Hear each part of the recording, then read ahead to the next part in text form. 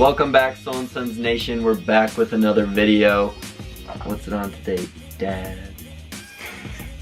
Alright, so we know we're late, which is kind of who we are here at SoleNSons, turning out videos every 2 months or so. But we wanted to, at least just for posterity, record our favorite shoes that we bought in 2016. It's fine to be late posting a shoe video to YouTube, but not to class. That's right. Don't be late to class. That's a lesson we're learning. So again, that's important to understand. These are the ones that we ended up purchasing. There was a lot of great shoes that were released. Some we weren't able to get. They were too hyped, went too quickly. Those shoes are not on the list for this video. So we narrowed it down to the top 6 shoes. 3 for Carter, 3 for me. It's not going to be 6, 5, 4, 3, 2, 1. It's going to be his top 3 and my top 3. New school and old school. Some of you might agree with my top 3, some of you might agree with his top 3. There might be that bizarre mix of someone out there that agrees with all of ours. I don't know if that's very likely to happen. But anyway, let's get into it. Start with my number 3 shoe. Might put a counter somewhere in the corner. You think you can do that? No, not yet. Okay, we haven't made, so Maybe. just remember at home. Maybe by the end of Number the 3, next week. the KD9 I thought was a great shoe of 2016. Great from tech perspective, great from a fit perspective. The only negative I have on the KD9 is it is a monster to get on your foot. That really is my main complaint about this shoe. So then what I decided to do was try to will it down to the top colorway that I felt. Again, that was tough to do. You had the preheat, the sauce, the Christmas one that came out, the white USA release. But for me, I'm gonna say the gold medal. The KD9 gold medal for me is my number 3 shoe.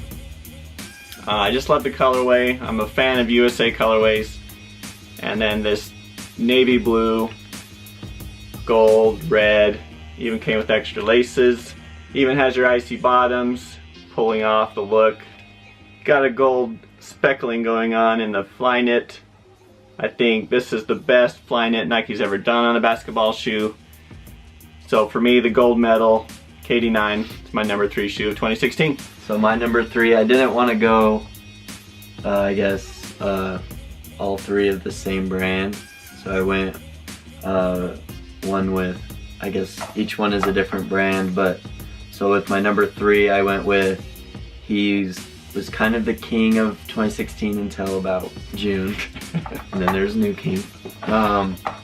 But anyways, I went with the Curry One MVP pack, I guess you would call it. Yeah, Curry One MVP pack. Back to back.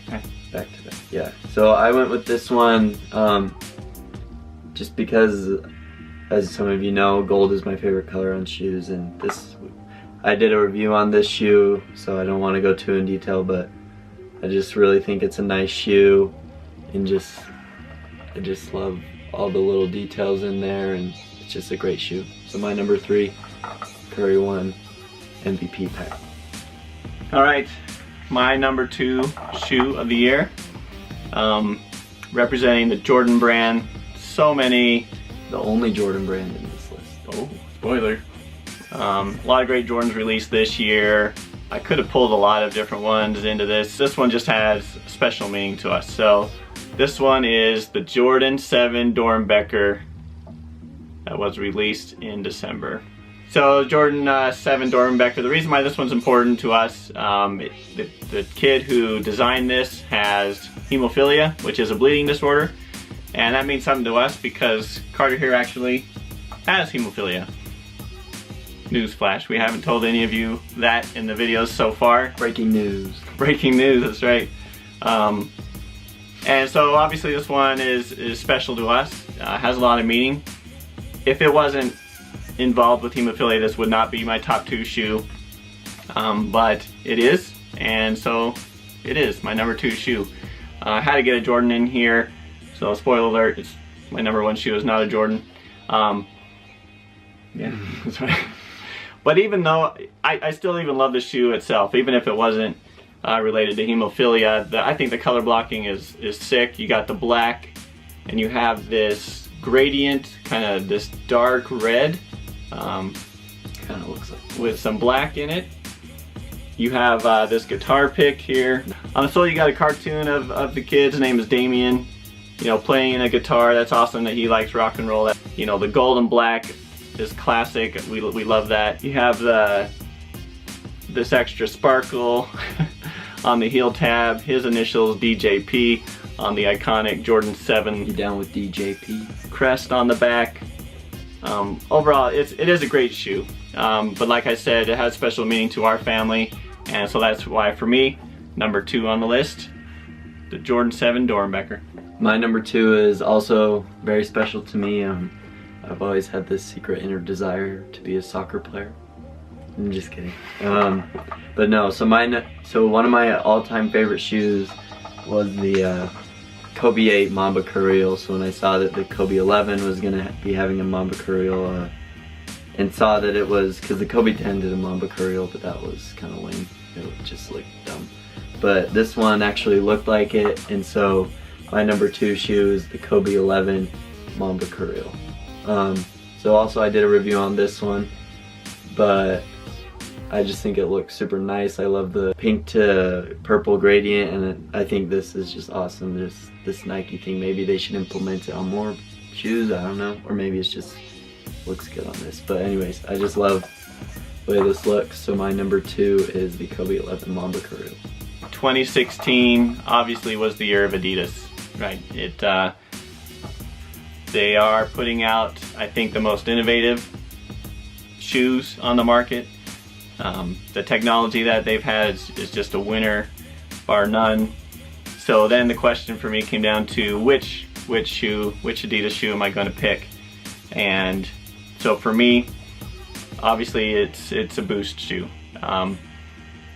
It is the Adidas Uncaged Color Boost, the first one that came out, where you have the gray with like this digi camo kind of a graphic on the upper.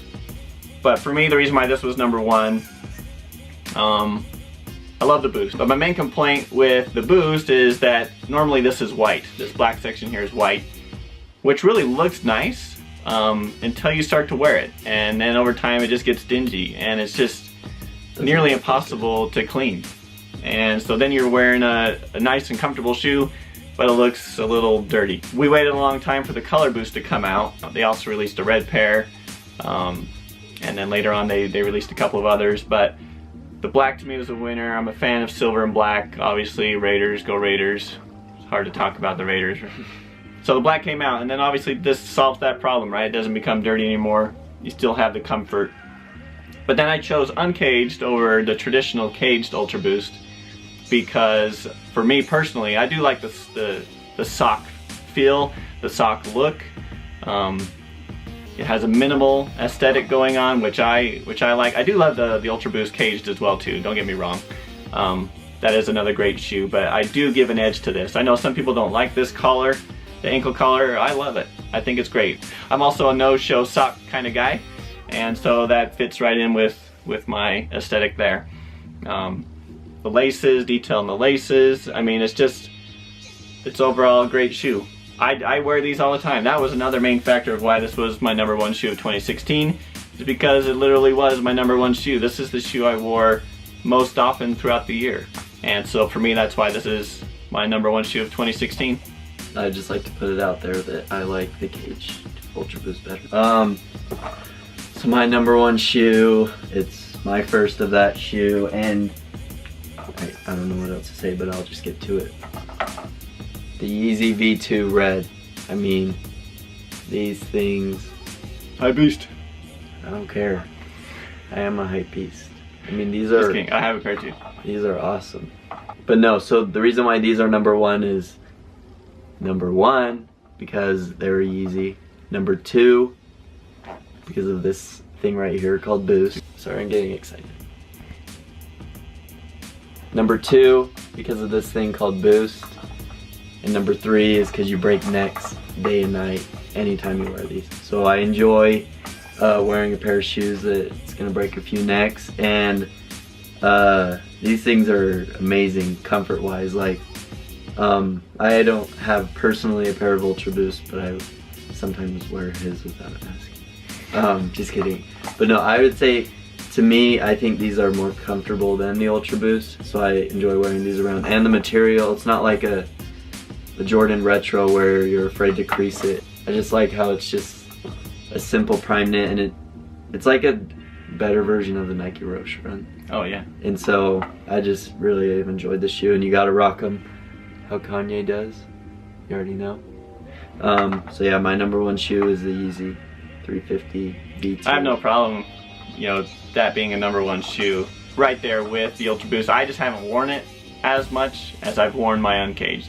All right, so again, that was our top 3 shoes each of 2016, again, that we purchased. There's a lot of other heat out there that we didn't get our hands on. We might do a video on that just so you see where our perspective is and where we're coming from. But again, this was fun to get back in front of the camera again. We want to do this more often, give you guys more content. We're trying to experiment maybe with some different things, some new videos throughout the year. But we're looking forward to a fun 2017. So again, thanks for watching. Please subscribe, hit the thumbs up. It lets us know that you want to see these videos. We'll keep making them. And until the next one, SoleNSons. Back to the future. Let's keep breaking them necks.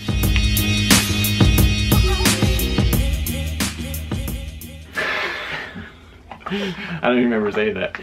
Great traction. The traction is good.